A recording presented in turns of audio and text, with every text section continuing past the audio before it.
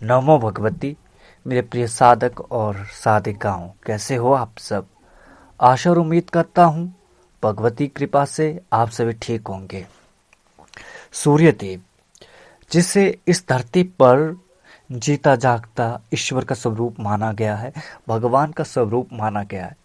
अगर हमारे लिए कोई प्रत्यक्ष भगवान का स्वरूप है और कोई प्रत्यक्ष भगवान है, उसे सूर्य देव को ही माना गया है। इस धरती पर सूर्य देव को ईश्वर का स्वरूप माना गया है, जो हमारे अंदर हर प्रकार के अंधकार को दूर कर देते हैं।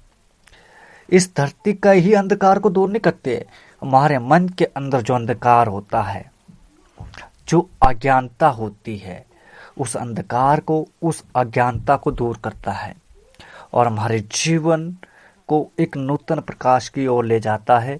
हमें जीवन में कुछ करने की प्रेरणा देता है और जिसके ऊपर सूर्य देव की कृपा हो जाती है, उस व्यक्ति का तेज चहुं ओर प्रकाशित होता है, चहुं ओर फैल जाता है।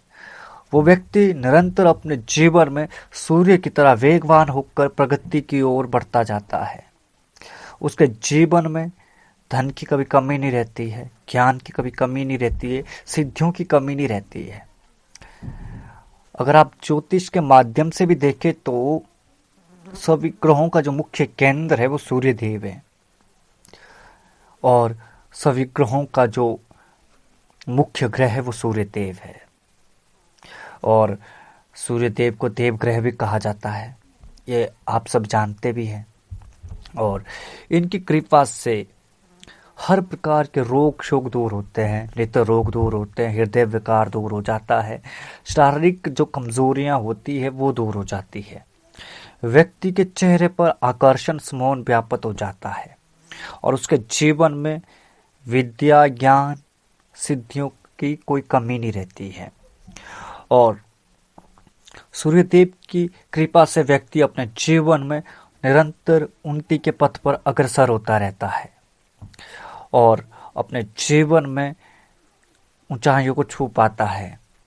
और आज आप सबको सूर्यदेव की एक ऐसी सावर साधना दे रहा हूं, जिसके माध्यम से आप अपनी सभी मनोकामनाओं को पूर्ण कर सकते हैं और इस मंत्र से आप सभी समस्याओं का समाधान कर सकते हैं। बस फर्क इतना है कि आपको इसे ब्रह्म मुहूर्त में करना है। कोई भी समस्या हो, कैसी भी समस्या हो, भगवान सूर्यदेव के आगे रखिए, प्रार्थना करिए और मंत्र का जाप करिए, आपकी समस्या का समाधान हो जाएगा। बहुत ही महत्वपूर्ण साधना है और इस साधना का लाभ हर सभी को मिला है। जितनों को मैंने ये साधना करवाई है, उन सभी को इस साधना का लाभ मिला है। आपने करना क्या है कि ब्रह्म मुहूर्त में उठना है, स्नान इत्यादि करके निवृत्त हो जाना है। अपने सारे दैनिक क्रम से निवृत्त होकर आपने जब सूर्य उदय हो रहा हो तब आपने इस मंत्र की साधना शुरू करनी है, इस मंत्र का जाप शुरू करना है। अर्थात जब सूर्योदय हो रहा हो, हल्की हल्की लालिमा छा रही हो, तभी आपने मंत्र का जाप शुरू कर देना है, सूर्यदेव को अर्घ्य देना है और सूर्यदेव का पूजन करना है और मंत्र का जाप करना है। अर्घ्य के लिए आपने करना क्या है कि तांबे के लोटे में जल लेना है, उसमें 2 गुलाब के पुष्प और बताशा रखना है और सूर्यदेव को अर्घ्य देना है। ओम गृहिणी सूर्याय नमः करके आपने अर्घ्य देना है और उसके बाद लाल आसन के ऊपर आपने बैठना है और सूर्यदेव की ओर अपना मुख करना है और सूर्यदेव को प्रणाम करके उनकी शक्ति को अपने अंदर समाहित होने का वर प्राप्त करना है, प्रार्थना करनी है और उसके बाद आपने 108 बार जाप करना है। फिर आपने लोटे का जल दोनों हाथों से सूर्यदेव को अर्घ्य दोबारा देना है और देने के बाद आपने प्रणाम कर देना है। इस तरीके से आपने 5 दिन तक इस साधना को करना है। इस साधना को आप सुबह के समय भी कर सकते हैं और शाम के समय भी। शाम के समय में आपने तब इस साधना को करना है जब सूर्य अस्त हो रहा है। सूर्यास्त होने पर आप इस साधना को भी कर सकते हैं और सूर्योदय के समय में भी आप कर सकते हो। अगर दोनों समय कर सकते तो अति उत्तम है।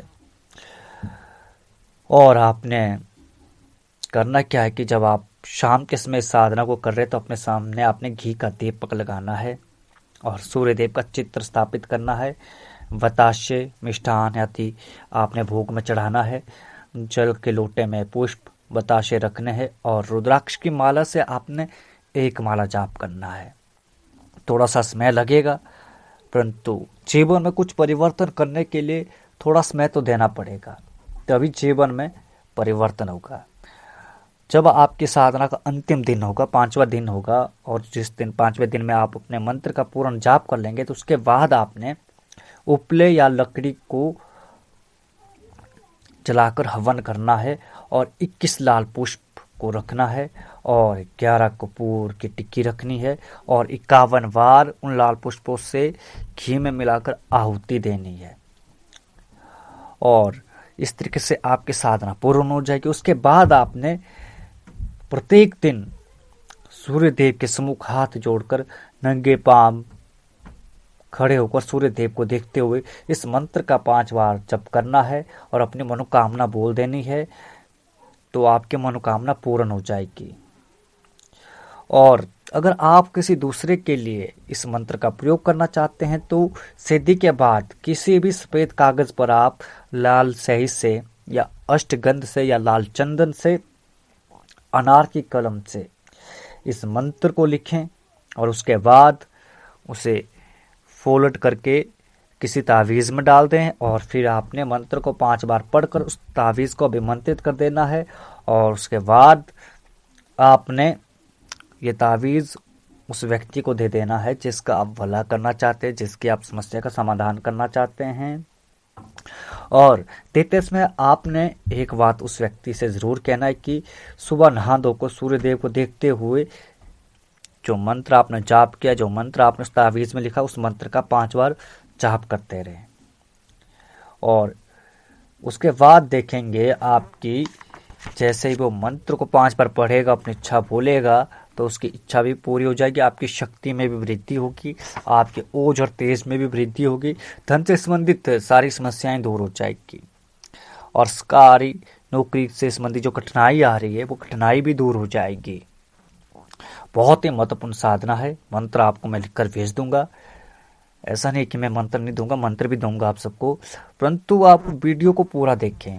आप लाइक नहीं करते हैं और शेयर नहीं करते हैं। अगर जितना ज़्यादा आप लाइक करेंगे उतनी हमें प्रेरणा मिलेगी कि आपके लिए इसी तरीके से कुछ नया लेते आए हों, कुछ नया बताएं, कुछ नई साधनाओं का ज्ञान दें, ताकि आपके जीवन की समस्याओं का समाधान हो सके।